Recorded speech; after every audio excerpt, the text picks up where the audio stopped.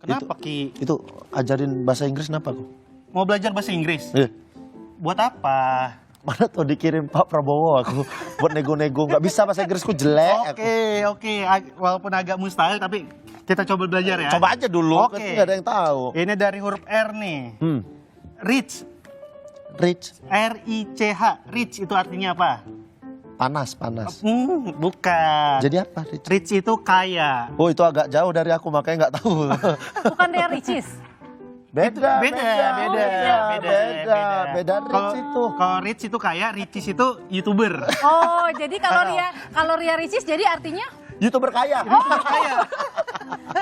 ini lagi pada ngapain sih? Lagi Iya, belajar bahasa belajar Inggris. Kamu mau ngapain? Aku itu biar nego disuruh Pak Prabowo mana tahu kan. Iya. Oh, jadi ini tim lagi negosiatornya Betul. untuk berangkat ketemu Presiden Trump. Benar. Iya. Kan kalau misalnya kemarin kalau nggak salah pada saat di Sarasehan itu ada dibilang ada mau Menlunya, ada Menteri Perekonomian Pak Erlangga Hartarto, kemudian juga ada Bu Menlu, Bu Menteri Keuangan. Ya. Nah ini Menteri? Saya bukan menteri, saya lebih ke orang yang bisa menghibur aja kalau mereka udah stres nanti. Ya, saya mau ngajarin Trump Velocity. Oh, Biar begini-gini. oke. Biar begini-begini. Oke, karena di tengah persaingan atau di tengah efisiensi dan juga lesunya ekonomi, Indonesia ini terkena imbasnya dari tarif impor Presiden Trump. Seperti apa kita lihat ya, karena masyarakat Indonesia saat ini berbondong-bondong membeli emas sebagai langkah investasi jangka panjang di tengah karut-marutnya perekonomian global. Warga di sejumlah wilayah, termasuk Lampung, ramai-ramai membeli emas. Mereka mendatangi outlet Pegadaian Galeri 24 untuk membeli emas logam mulia, baik itu jenis Antam, UBS, ataupun produk dari Galeri 24.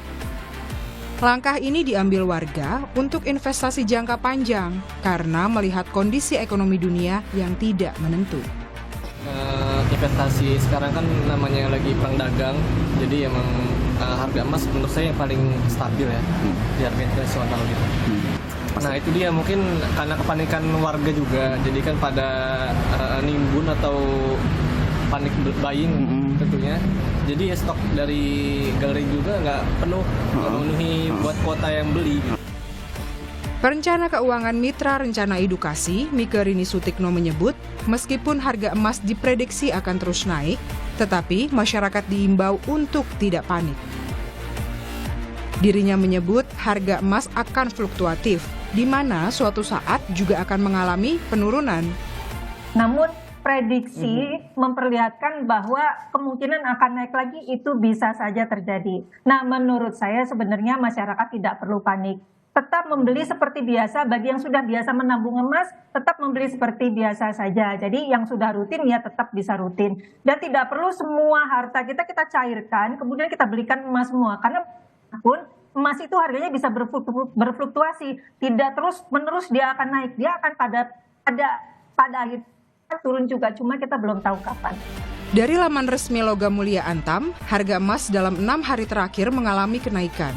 Harga emas 1 gram pada hari Senin 7 April 2025 senilai Rp1.758.000 dan sempat mengalami penurunan di tanggal 8, yakni menjadi Rp1.754.000.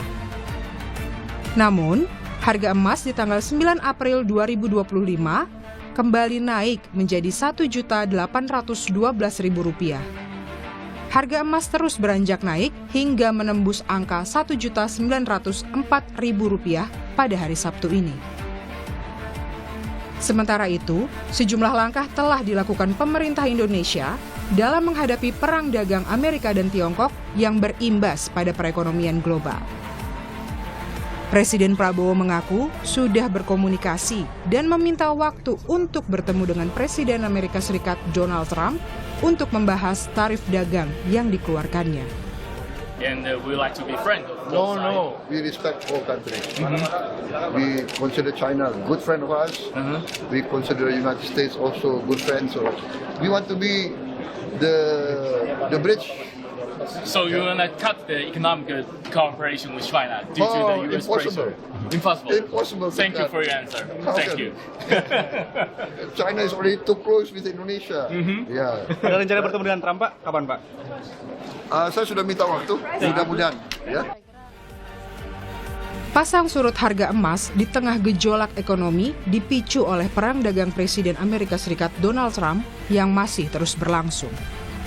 Lantas, apakah membeli emas di momen ini adalah saat yang tepat?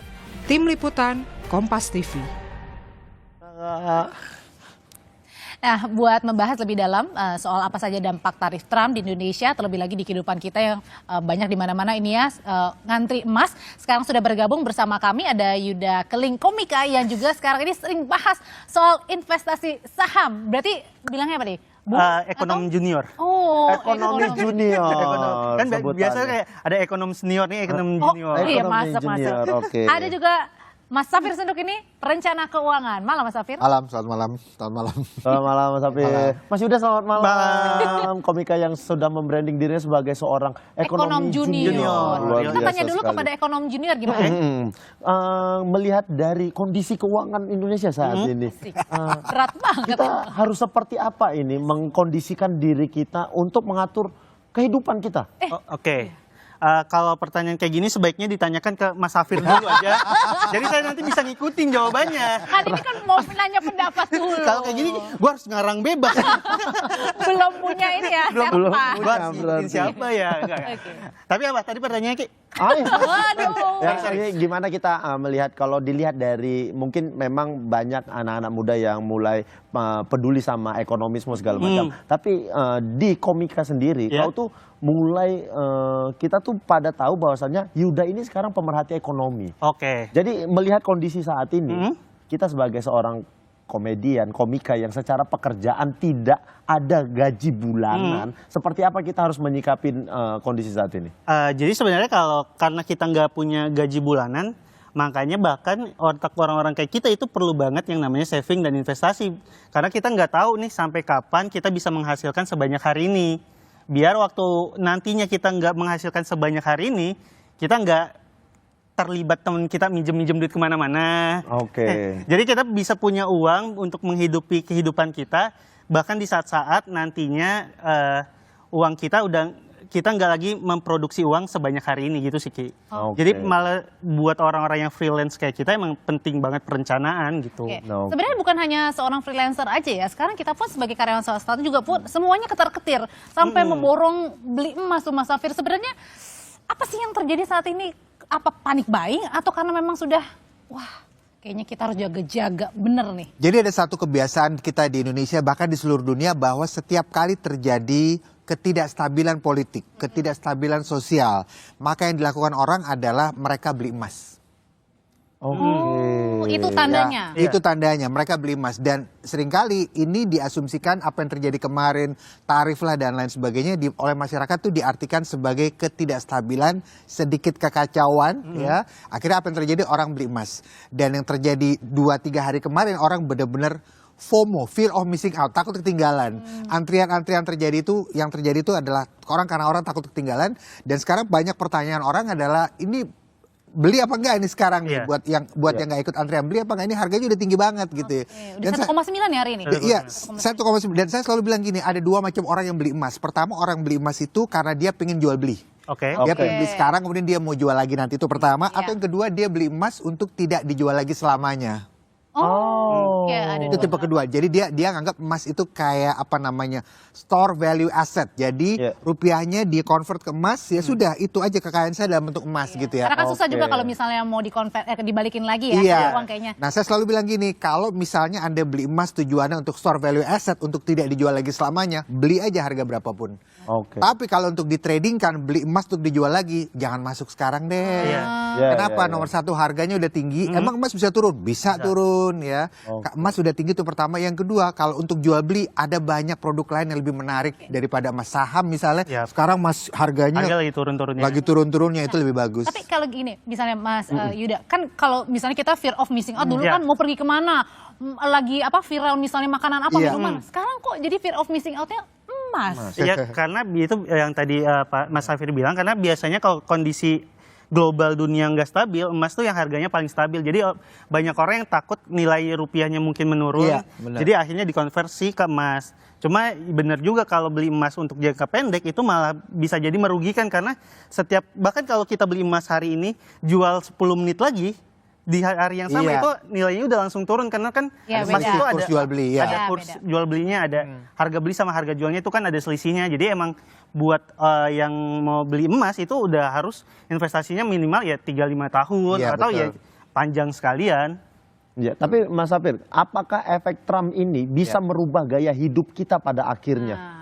Jadi gini, jadi yang terjadi kemarin kalau saya mau jelaskan dengan cara yang sederhana sekali. Jadi Trump itu memberlakukan tarif impor, Ya. di mana kalau ada importir dari Amerika membeli barang dari Indonesia, orang atau importir itu harus bayar ke negaranya sebesar 32%. Oke. Ya. Oke, sebesar 32%. Ini ditakutkan akan mengurangi orang Amerika beli barang dari Indonesia, sehingga perusahaan Indonesia yang biasa mengekspor barang ke Amerika takutnya ordernya menurun, ujung-ujungnya ada PHK, Ya, Benar. PHK. Ya, ya, ya. dan efeknya kemana-mana. Seperti itu. Jadi kalau bicara merubah gaya hidup, nomor satu ya bisa jadi kalau misalnya perusahaan kita menjual barang ke Amerika, bisa jadi kita harus mulai mengurangi gaya hidup kita menjadi lebih frugal, karena bisa jadi PHK bisa datang tahun ini atau tahun depan.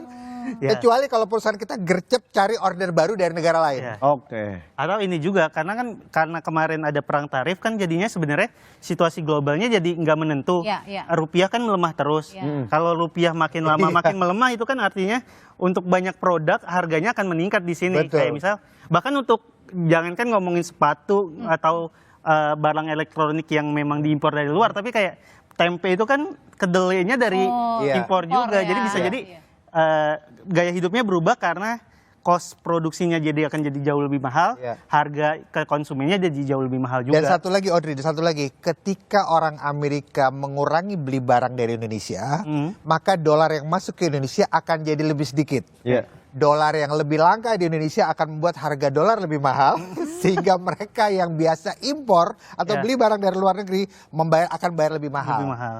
Jadi intinya ya mulailah pakai produk dalam negeri lah. Nah, memang sebenarnya itu yang jauh lebih baik Ya. sebenarnya. Cintailah produk-produk Produk Indonesia ya, Indonesia. kembali lagi. Iya. Nah kalau kayak gitu gimana caranya kita nih harus menghadapi ini? Oke kita nggak boleh panik, tapi gimana caranya juga kita bisa survive? Kan nggak tahu kan kapan tadi kita terkena dampaknya. Apakah sekarang atau mungkin memang sudah di depan mata? Tetaplah bersama kami.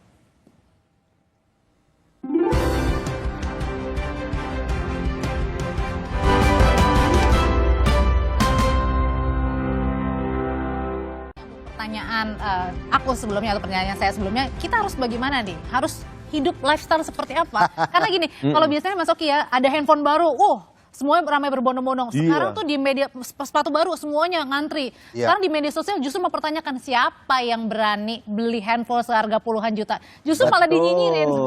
Berani. Iya. Jadi nomor satu, COVID kemarin itu kalau aku bilang sih itu bikin orang jadi lebih nyadar tentang pentingnya melihat atau mengubah gaya hidup mereka menjadi lebih benar, termasuk soal keuangan. Iya, benar sih. Nomor satu, tidak lagi sembarangan beli hanya karena kita punya duit. Yap. Ya. Itu pertama. Nomor dua, lebih hati-hati lagi ngambil sesuatu apapun yang kredit jangka panjang. Ya, saya tidak ada masalah dengan perbankan. Banyak teman-teman perbankan, teman saya juga. Tapi harus diakui produk kredit jangka panjang itu agak berbahaya kalau dalam kondisi seperti sekarang. Contohnya beli rumah. Apapun itu ya, apapun itu. Dan Aduh, Anda seorang deg-degan nih saya. dan Mau kalau- beli apa Mas Oki? Ngomongin rumah tuh barusan. Aduh. apalagi kalau misalnya kita seorang penghasilan freelancer gitu. Iya. Ya, atau kita seorang karyawan sekalipun, mungkin kita lagi happy-happy sekarang, tapi kita nggak ada yang tahu. Enggak juga sih deg-degan. Tahun depan bisa jadi Iya. kita di PHK Iya, loh. iya, iya, iya. Dan kenapa produk kredit itu kita harus lebih berhati-hati gitu ya? Karena yang namanya produk kredit di perbankan atau di pembiayaan gitu, kalau dia belum lunas dia belum jadi milik. Oh iya. Sementara kalau misalnya rumah, kalau kamu beli tanah gitu ya, ada uangnya buat beli tanah, ya beli tanah dulu gitu ya. Iya. Belum punya waktu bangun, toh tanahnya udah jadi milik kamu gitu. Iya. Tapi kalau kamu produk kredit, kalau kamu dari 15 tahun, kamu sudah bayar 12 tahun, kurang 3 tahun, kamu nggak bisa bilang ke bank bahwa kurang 3 tahun nih, boleh nggak? Nggak Iya, bisa, iya, iya, belum jadi milik gitu. Iya. Jadi please hati-hati. Ya. Hati-hati. Saya boleh ngubungin istri saya sekarang juga nggak? Udah kandung, udah terlanjur. Tapi bukan berarti nggak boleh, cuma hati-hati lah. Mulai Gimana yang pada panjang. akhirnya jadi harus memperhitungkan dengan baik. Betul. Apapun betul. itu. Kalau memang bisa ya silahkan. Iya. Tapi dengan perhitungan yang matang dan Betul. nggak boleh yang langsung ini ada uang nih, Permata. udah nih ayo Iya, gitu. Kayak iya, betul, betul. Kalau kayak gitu Mas Yuda, bisa nggak sih kita bilang kalau dulu kan pandemi COVID ya, ini karena masalah kesehatan Iya. gitu ya. Nah bisa dibilang nggak ini merupakan ya apa ya, bukan COVID tapi kayak semacam ya pandemi dalam artian yang lain nih, harus kita aware banget nih saat ini ngitung-ngitungnya. Kenapa sekarang perlu banget ngitung-ngitung karena emang ketidakpastiannya tuh lagi tinggi-tingginya, bahkan Iya. untuk pekerjaan yang dianggap pasti banget kayak pegawai negeri sipil itu kan sekarang udah banyak deg-degannya. Iya, iya. Bahkan untuk Iya. pegawai pemerintahan aja udah nggak dapat kepastiannya itu. Jadi kenapa pentingnya tuh gara-gara kepastiannya itu sekarang kita lagi nggak dapat di mana-mana nih. Soal konsumsi juga lagi menurun. Iya. Terus industri kan kita bisa lihat mungkin teman-teman yang dari pertelevisian atau radio banyak industri yang mati juga. Jadi kenapa kita perlu berhati-hati karena memang kondisi Ketidakpastian, ya. ekonomi kita sekarang ini lagi banyak ketidakpastiannya itu. Terus kita harus ngapain dong? Iya. Harus. Apa di rumah aja gitu? Benar, nggak usah anak-anak muda di rumah di luar sana kan juga pengen tahu nih harus seperti apa hadapinya. Harus banyak berdoa jadi kita kejar akhirat aja. Itu benar Mas, benar. itu benar, sangat benar. Tapi kan kita juga butuh hidup. Nah, masa kita di rumah aja gitu ya? Iya. Enggak, tapi yang paling perlu dilakuin adalah untuk mengurangi hal-hal konsumtif. Kalaupun Iya. mau beli barang, kalau bisa jangan impulsif karena pembelian impulsif itu biasanya diakhiri dengan penyesalan. Oh. Jadi kalau mau beli sesuatu, kalau bisa ya udah kan ada yang namanya Iya. kalau dalam keuangan delay gratification, Delay gratification, gitu. iya. Jadi mungkin ditunggu dulu 1-2 bulan apakah ini benar-benar barang yang kita inginkan, bukan cuma sekedar impulsif, biar pembeliannya itu jadi benar-benar sesuatu yang penting buat kita, bukan cuma ih lucu ya terus beli gitu. Kamu naksir baju nih ya, Oke. kamu jalan kamu naksir baju, oh bagus banget, jangan langsung beli. Oke, mikir dulu. Mikir lu 3 hari balik kalau bajunya masih ada, oke berarti jodoh kali gitu ya. Atau gini kali ya, misalnya Mas Oki, misalnya biasanya ini beli sepatu misalnya berapa? 20 juta kan? Enggak, saya tidak terlalu 200 seperti juta, itu. 200 juta. 200 juta. Ini 250.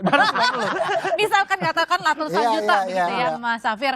Apakah kita harus yaudahlah jangan misalnya 250 juta Iya. atau 2.500.000. Iya. Yaudahlah nolnya digelindingin aja. Jadi gini, pandemi kemarin mengajarkan kita untuk bisa melakukan efisiensi dan Iya. punya keahlian dalam Tapi melakukan nampaknya kita lupa efisiensi. sekarang.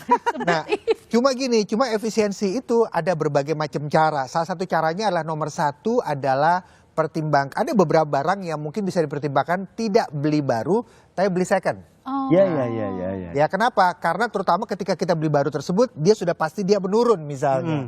Ya, ini saya kasih contoh nih. Kayak mobil dong kayak gitu. Ya saya kasih contoh misalnya buat yang seneng jam tangan Oke. gitu ya. Beberapa merek tertentu ketika kita beli udah pasti dia nilainya turun. Ya udah beli second aja. Oke. Beli second aja. Toh ketika kita beli baru dia turun juga kan seperti Iya. itu. Kita akan jadi second juga misalnya. Atau yang kedua misalnya pada beberapa kasus misalnya kendaraan pada beberapa kasus 1-2 tahun masih oke. Yang umur 1-2 tahun masih oke. Tentunya sekali lagi lihat mesin segala macam. Ya, ya. Itu cara pertama melakukan efisiensi. Mungkin dipertimbangkan untuk tidak beli baru tapi second itu yang pertama. Yang kedua adalah ini dia. Pertimbangkan mungkin untuk beli bukan yang versi terbaru tapi versi sebelumnya. Contoh misalnya HP merek tertentu misalnya Iya, iya. kekinian. Angka berapa gitu. Ya udah beli baru, jangan beli. Mungkin kita tidak mau beli second tapi beli yang keluaran 2-3 tahun lalu. Oke. Mungkin pembelaannya gini, tapi kan yang tahun sekarang kan Iya. kamera lebih bagus. Pertanyaannya emang mau motret apaan sih? Emang mau dipotret kamu mau cetak billboard gede-gede kan? Enggak. Gitu sih. Tuh, nih istriku denger tuh. Nah ya, saya bukan ngatain istri saya. Aduh, kelewatan nih saya. Tapi kalau, nah itu kan tadi berbicara Iya. soal keuangan. Nah kalau yang buat pekerja ataupun freelancer ataupun Iya. karyawan satu, apakah kita harus mencoba sesuatu yang baru? Balik lagi kayak ke pandemi. Oh, saya kan belum tentu bisa masak, totonya saya bisa Ya. nih. Ada sebenarnya kan kalau itu pilihannya dua, entah mengurangi gaya hidup kita atau memperbanyak penghasilan biar kalaupun gaya hidupnya nggak menurun, Iya. tetap bisa Kita dapat penghasilan dari penghasilannya tambahan yang lain. gitu. kayak Ya itu begitu. yang kayak tadi diceritakan kan soal pandemi nggak bisa masak, jadi akhirnya bisa masak. Cuma masalahnya sekarang kalau semua orang masak, yang belinya siapa Oh nih? iya juga Yang ya. kan yang lagi bermasak Iya, kita adalah semua mungkin waktu Ramadan lihat yang dagang kok banyak banget Iya, ya. tanya. Tapi yang beli dikit-dikit gitu. Ini pertanyaan mungkin terakhir di luar pembahasan kita ini semua. Yuda sangat bertransformasi jadi seorang pakar ekonom saat ini. Luar biasa ya? Sering menyinggung juga. Yuda pernah dapat telepon atau Saya sering dihubungi sama nomor yang nggak dikenal sekarang. Untuk minta pinjaman. untuk minta pinjaman? Mudah-mudahan Oke. kita bisa mengatur gaya hidup kita di tengah kondisi Harus. yang lagi tidak stabil saat ini, supaya kita bisa tahu bahwasannya kita masih bisa hidup untuk beberapa Iya. tahun ke depan Iya. lagi dengan kondisi yang stabil untuk keluarga kita. Amin. Itu sih. Terima kasih Mas Afif. Terima kasih. Terima kasih. Terima kasih Mas Oki. Iya, kita tutup dulu. Ya, terima kasih. Silakan Laundry.